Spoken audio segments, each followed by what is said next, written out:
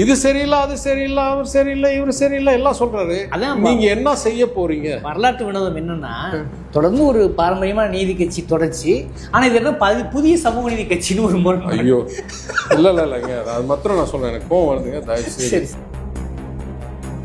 ஏன் இந்த ஆள் சும்மா ஊர் பூரா போய் சரியில்லை சரியில்லை சரியில்லை இல்ல இல்ல கணக்கு தெரியலன்னு சொல்றாரு? ஒரு நாள் கூட என்ன பண்ண போறேன்னு சொல்ற அளவுக்கு படிக்கல, புரியல, கருத்து கேட்கல. ஆனா ஆலோசகர் சொல்லியிருப்பாரு, சார் இதுதான் சார் பஞ்ச் டயலாக். ஸ்மார்ட் சிட்டின்னு சொல்லிட்டு பஸ் ஸ்டாண்டுக்கு ஸ்மார்ட் சிட்டிக்கு என்ன சம்பந்தம்?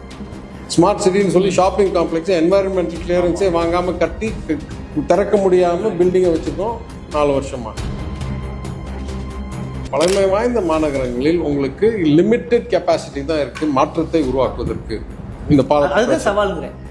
டூரிசம் அண்ட் கல்ச்சரல் சென்டர் ஆகிறதுக்கு இதெல்லாம் பண்ணால் மியூனிக் மாதிரியோ இல்லை வெனிஸ் மாதிரியோ இல்லை பாரிஸ் மாதிரியோ இல்லை ஆத்தன்ஸ் மாதிரியோ இல்லை ரோம் மாதிரியோ பண்ணலாம். அதே மாநிலத்தில் மத நல்லிணக்கம் மிகவும் சிறப்பாக இருக்கிறது. இதில் எனக்கு இருக்கிறதுல என்ன ஆச்சரியம்னா, இந்த திருப்பரங்குன்றம் நடந்து முடிஞ்சிச்சு. இந்த பிரிவினவாத சக்திகள் வெற்றி பெறவே இல்லை, தமிழ் மக்கள் அதுதான் அடையாளம் சொல்லிட்டு அதே டாக்குமெண்ட்ரியில் திரு ராஜன் செல்லப்பா அவர்களை